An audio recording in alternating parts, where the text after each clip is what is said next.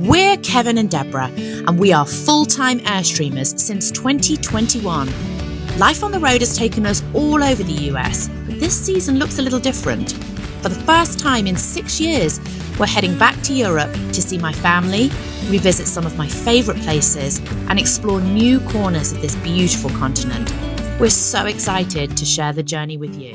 In this episode, we said a heartfelt goodbye to the family in England, gave everyone a squeeze and hopped on a train, headed for the next chapter, Paris. On our way to Paris. And not just any train. This was our first time on the Eurostar, zooming under the English Channel like pros. Honestly, it was smoother than we expected. And the food? Surprisingly lovely for train food.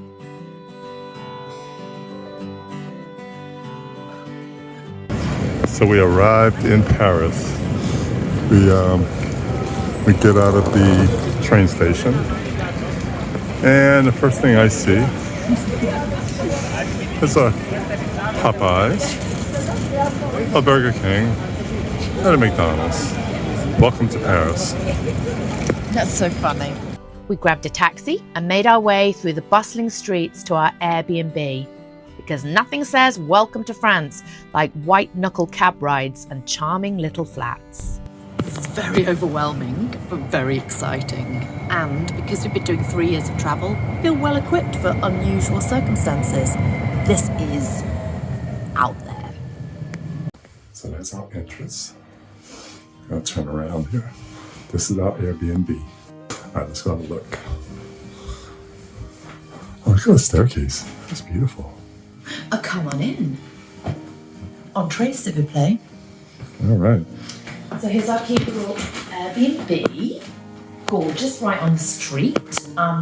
We've got a full kitchen. We have all the things that we might need for kitchen stuff. We have a little dishwasher. Yeah, it's got an induction stove.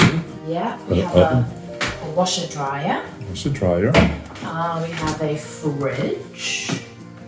Another, what is this, the pantry? Oh yeah, lots of things that we can use Got a here. kettle. Toaster, tea kettle, all that jazz. Oh gosh, look, they've even got the whole Oh, wow. plugs for us, which is marvellous. Yeah. Very, very nice. I love that. And then here's the sofa area. Got a little table. And then you Have come, the bathroom here. there is The toilet. the toilet, or the loo. The shower, which I'm about to avail myself of. Look at the shower. Love it. I mean, It's really lovely. And And there's- then a cute little bedroom yeah. with a great bed. Mm. Lovely. This It's is really going nice. to do us so nice for 3 nights. This is going to be perfect. And we're right in the centre of Montmartre. We literally just drove past the Moulin Rouge. We're kind of behind it in a We're sense. behind the Moulin Rouge. I We're bet kind of just- up the hill behind the Moulin Rouge. 5-minute walk, maybe. Maybe. But- So we're going to shower and get ourselves changed, and then we're going to go and explore. After a bit of a rest and a quick trip to the grocery store, because priorities, we freshened up and headed out for an evening stroll to explore Montmartre. Find where I can eyeball the Eiffel Tower in time for their light show. I'm not 100% sure, but this is so French. It feels fake. It's It like, feels like it should be at Epcot I know. because it's just so typically French. I am so here for this. Now, I'd done a little sneaky research with ChatGPT because why not use a clever robot while in Paris, right? And found out that just a short walk from our Airbnb, we could catch a view of the Eiffel Tower doing its magical nightly light show. Yes, please. So in 8 minutes, they're going to do the light show. So excited.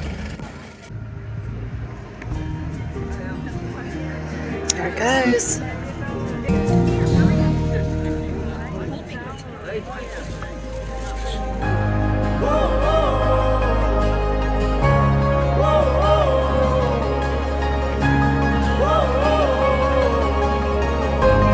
It's so beautiful. I've been to Paris quite a few times and I've never been to Montmartre, so I've never seen this close up. The closest I've seen it is from the top of the Eiffel Tower.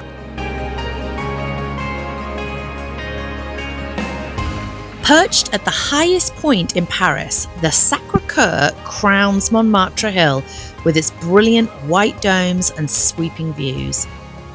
Built in the late 1800s, it's free to enter, and inside, it's peaceful, grand, and home to one of the world's largest mosaics.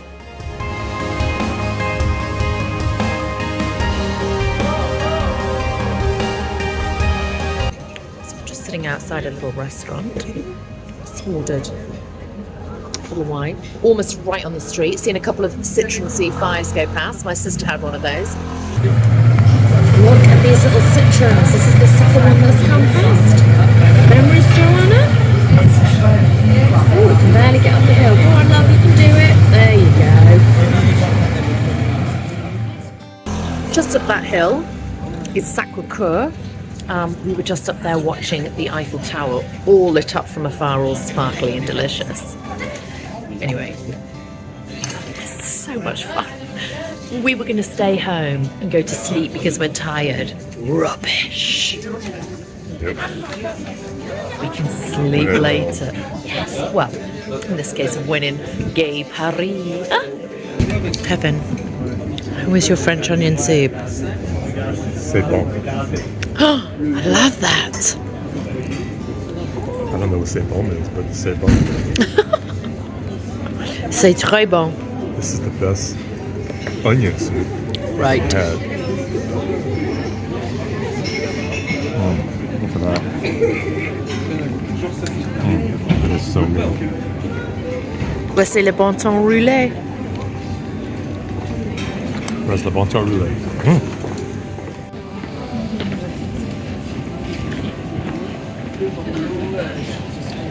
I would love to know the relevance of why we have half a dozen armed military walking through the streets at about 8 o'clock at night.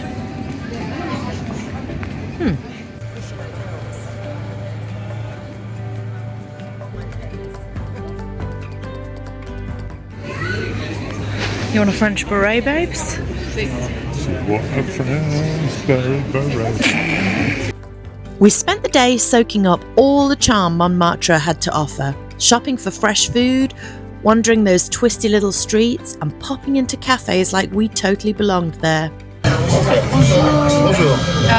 Je prends un vin chaud, un café au lait, mousse marinée et un croque, madame. Madame, parfait. Merci.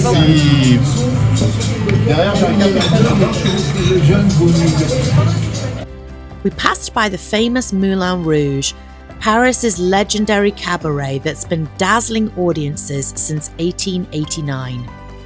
It's named after the bright red windmill on its roof, a cheeky tribute to the old windmills that once dotted Montmartre's hills. We didn't go in. Sequins and feathers weren't really on the itinerary, but it was still pretty cool to see it in person.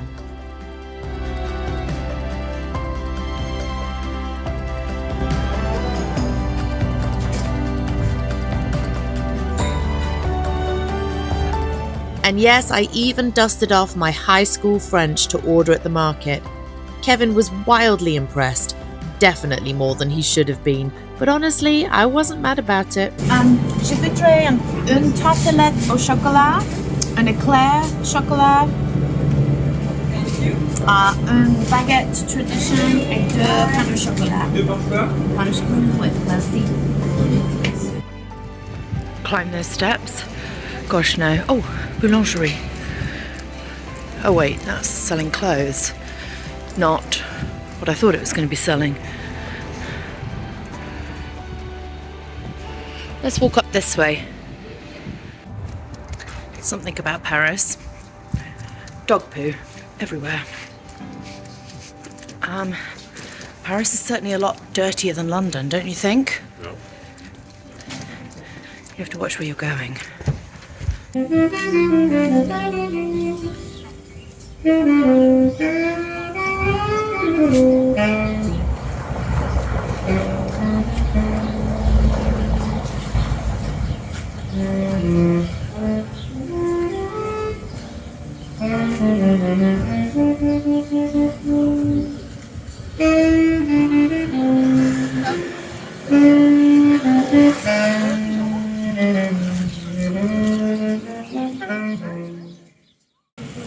We're just going to go to our favourite bread shop, Le Grenier du Pain. Every day you go get fresh bread. It's a culture. In fact, when we used to camp here as children in smaller towns, you'd have the bread guy coming around on his bike. Okay, similar to that kind of thing, but with bread all in the front. French bread never lasts more than one day. You don't want to save it for the next day, it'd be gross. So it's just a cultural thing that you come and get fresh bread every day. And there's usually a line outside. No matter what time we come, there's a line.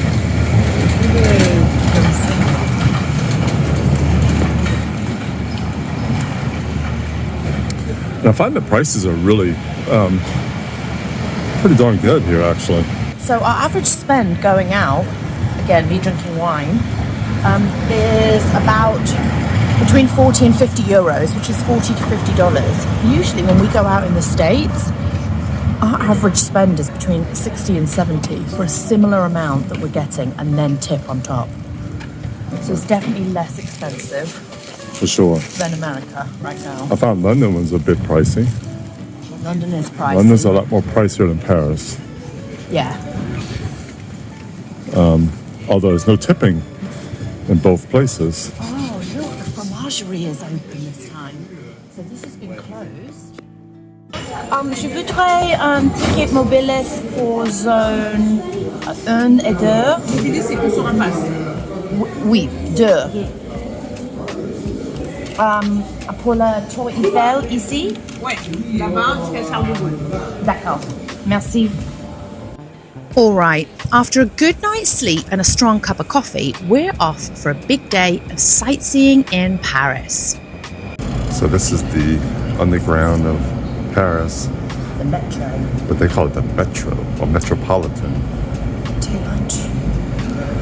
The Charles de Gaulle Étoile station, then we transfer to line 6, take it to Beer. Here's a fun fact I learned. I didn't realise that you could use Google Maps for public transport.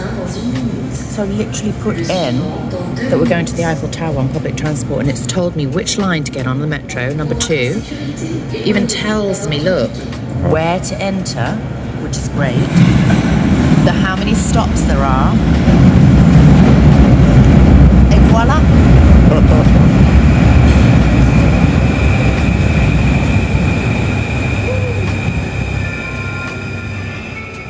Now, public transport in a foreign country can sometimes feel like a game of where the heck will we end up? But honestly, the Paris metro is surprisingly straightforward. So you could get out at the Trocadero if you wanted to walk. So the Trocadero is here. And that's where you can get all those great photos of the Eiffel Tower from here. And then you can just walk through the gardens and across the bridge if you wanted to. First up is the Eiffel Tower, of course, because how could we not? It's iconic, it's massive, and yes, we totally geeked out seeing it in person. So you used to be able to just access it from the street, but they've kind of closed it in now so that you have to go through a ticket station before you can get into that whole area. But it looks like we can get in without having to pay. So we're here at the Eiffel Tower. We're not going to go to the top because it's absolutely perishing cold with a wind that cuts through like a knife. Now it cuts like a knife! So if we were on the top of there, it would be perishing cold. Well, that's a great shot there. Look at that.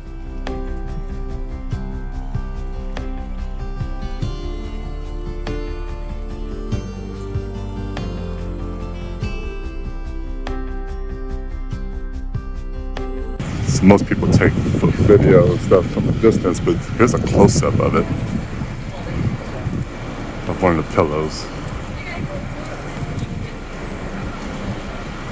So that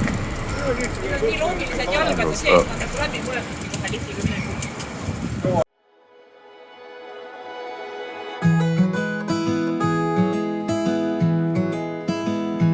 Telling you, Google Maps for the win on telling you what to do. Right. Look how very detailed this is. It's telling me which platform to get on, which train to get, when it's coming. It tells me how many stops. Marvellous. Wow, it's a double-decker. It's a double-decker.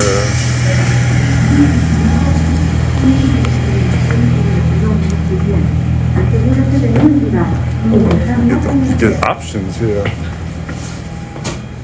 This is so fun. Just being able to get around without having to do a taxi or car. That's great. I love it. There's this, is that the River Seine? Yeah. There it is. And away we go. Now I'm doing this. I think if you asked me what is the biggest thing I miss about England and Europe, it is the public transport and how easy it is to get around.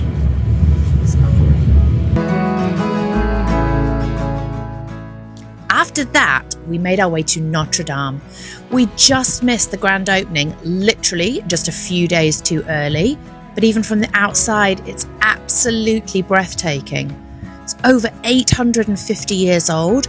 This Gothic beauty has survived wars, revolutions, and one very famous fire. So we were hoping that we could get into Notre Dame, but they're still obviously restoring it. So you can see it has like the fence all around it. So, but it's lovely to see it. I cried buckets when it burned.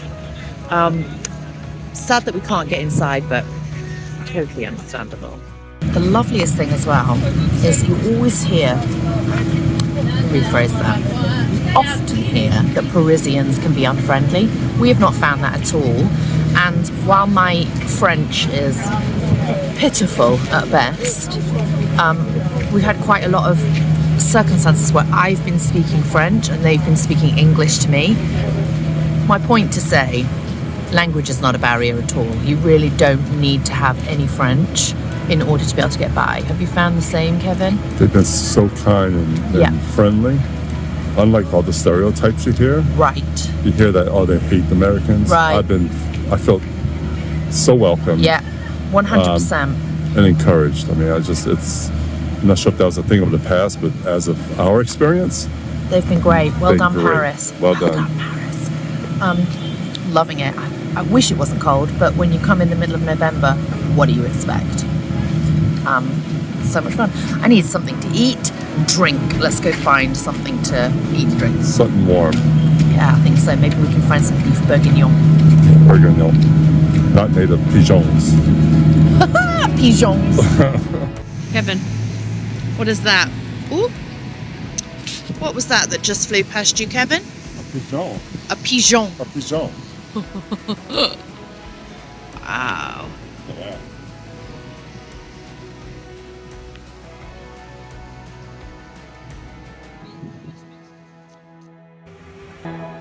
By then, the Paris chill has well and truly set in, so we did the only sensible thing, tracked down some beef bourguignon and hot spiced wine. Qu'est-ce que tu veux manger?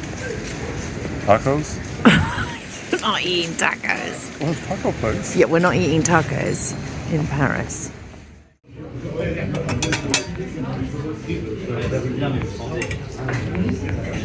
Nice. You happy about this? I'm happy about that. Again. Warm hands, full bellies equals happy hearts. We are not big tourists. It's fun to see the Eiffel Tower and Notre Dame. The Sacré-Cœur behind you is beautiful. But we actually kind of like the small little places. That's why it was so lovely staying with Joanna in Putney. It wasn't in the big city centre, it was like in the little villages. And Montmartre is like a little village. We have loved it. We've been here 3 days. We now kind of know our way around. We know where our favourite bakery is. We know where our favourite wine shop is. It's fantastic.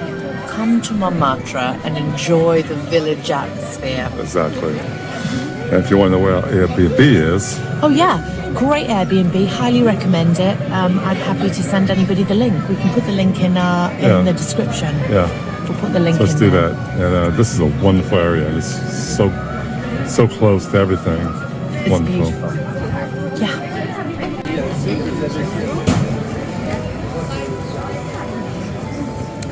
So it's just after 6 p.m. and it's not busy at all. That's because it doesn't really get started here for at least another hour. But because we have an Uber called for 7:30 in the morning, we're making it a little earlier night. We've got a long travel day tomorrow. But it's strange, we came out 2-3 hours later the other night and it was a bustle. It's very quiet right now. What did you just say? So I said how much I'm noticing a different culture in that we have our phones on the table because we're obnoxious Americans. None of the French people have their phones on the table. No, I noticed that. No one's on their phone. Emil, the guy just kind of called you out. Yeah, he did. Because you ate your food so fast and I'm eating mine a lot slower. And he's like, you need to relax. And Emil here is very much about conversation. Experience. Yes, about the experience. Nobody has their phone and it takes 2 or 3 hours to eat. Right. But it's much more of a, you're present, you're here, you're in the moment. Right. Definitely a culture change that I spot, and Completely I different. love it. Yeah. It's very healthy. Yeah. You see people having conversations. Unfortunately, a lot of them are smoking while they're eating, but Well, the other culture is they want you to stay, yet you're not even tipping. right, that's true too. So, And nobody's approaching us, so if we were in America and this had been sitting on here with an empty cup for longer than a few minutes and nobody had addressed that, we would consider that very rude. The opposite is true here, that they are waiting to be called over because this is your experience and they do not want to interfere with it. Right. So they are present and there. If you want them, you can wave them over. Americans, if you have to call somebody over, we mark that against them, like, ugh, I had to call them to me. That's So cool. it's very different. The culture is it's a completely different. different culture. And I'm not mad about it. No, me neither. It's I think we can, as Americans, can learn a few things by this. Take your time, be in the moment, don't eat as fast. Right. Take 2 hours to have a meal. Although when they start eating at 8:30 at night, That's why you have a siesta in the afternoon, because you eat at 8 o'clock at night and it takes 2 hours. yeah, well, it's bedtime for me. Paris has always been one of my favourite cities. I first came here when I was about 12 or 13 and it captured my heart right away. Coming back now and being able to share it with Kevin has been so special. We've had the chance to see sights, enjoy the food, and hopefully pass on a few tips for anyone planning their own Paris adventure. This city never loses its magic. But our journey is not over yet. Next stop, Barcelona, and then a transatlantic cruise back to Florida. All right, we're on our way. So exciting. 13-night cruise. Believe. Oh, I am. So ready. We'd love for you to keep following along.